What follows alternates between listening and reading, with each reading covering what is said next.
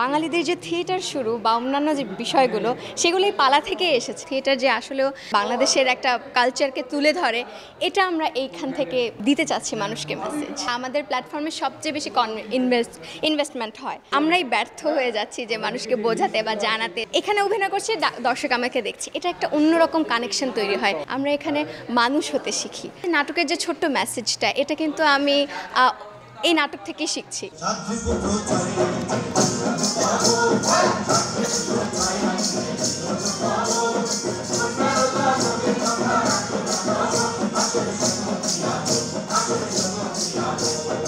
এই দল থেকে আমার আসলে পালা নাটকের যাত্রা। তো পালা নাটক বলতে যে কি বোঝায়, এটা আমি আসলে কখনো সামনে থেকে দেখিনি। কারণ আমি যেখানে বড় হয়েছি, আমি ঢাকা শহরের একটা একটা বাসায় বড় হয়েছি। তো কখনো পালা দেখার মতো সৌভাগ্য আমার হয়নি। তো যখন আমি এই দলে এসে কাজ করেছি, তখন বুঝেছি যে বাঙালিদের যে থিয়েটার শুরু বা অন্যান্য যে বিষয়গুলো সেগুলোই পালা থেকে এসেছে। তো এটা যখন আমি নিজে করা শুরু করলাম, তখন বুঝলাম যে এটা তো অনেক সুন্দর আর অনেক মজার। কারণ এখানে থাকে গান, এখানে থাকে নাচ, এখানে থাকে অভিনয়। শুধুমাত্র আমরা যে নাটকগুলো নর্মালি দেখি, সেখানে থাকে শুধুমাত্র অভিনয়, গান তবু ব্যাকগ্রাউন্ড মিউজিকে থাকে। কিন্তু এখানে আমরা পালাতে দেখছি যে অভিনয়ের সাথে অন্যান্য যে বিষয়গুলোর সাথে মিশ্রণ করে যে খুব সুন্দর করে একটা মেসেজ দেয়া। এবং আমি শুধুমাত্র যেখানে পালা যে আনন্দ দেওয়া হচ্ছে সেটাও না, এখানে আমরা একটা সমস্যা, আমরা যে ঘটনা, যে আমরা থিয়েটারের মানুষেরা কিভাবে আমরা নেগলেক্টেড হচ্ছি, যে মানুষ সিনেমা বেশি দেখতে যাচ্ছে থিয়েটারের থেকে, কিন্তু থিয়েটার যে আসলেও বাংলাদেশের একটা কালচারকে তুলে ধরে, এটা আমরা এইখান থেকে আসলে দিতে চাচ্ছি মানুষকে মেসেজ।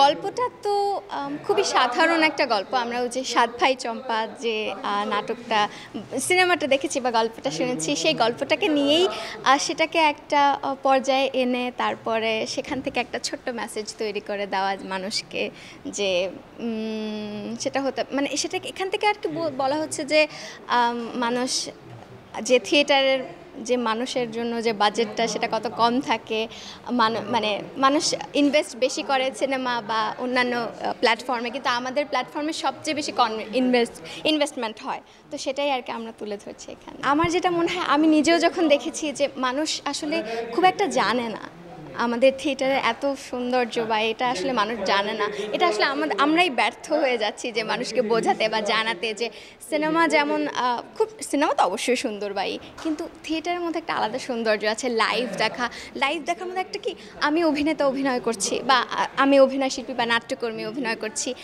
আমার যে দর্শক, তার সাথে আমার একটা কন্ট্যাক্ট হচ্ছে, সেটা কিন্তু সিনেমাতে নেই। সিনেমাতে জাস্ট একটা করা।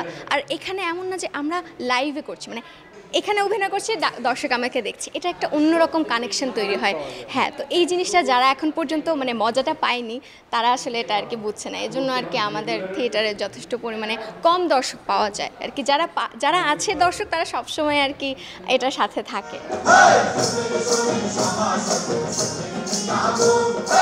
আমার কাছে মনে হয় যে থিয়েটার শুধুমাত্র অভিনয় করলাম সেটা না, এখানে আমরা যারা কলাকুশলী আছে, অভিনয় করি, তাদের সাথে আমাদের একটা বন্ডিং তৈরি হয়, একটা ফ্যামিলির মতো আমরা তৈরি করি। এবং এখানে যে শুধুমাত্র আমরা একটা বিষয় শিখি যে অভিনয় করে, সেটা না, আমরা এখানে মানুষ হতে শিখি।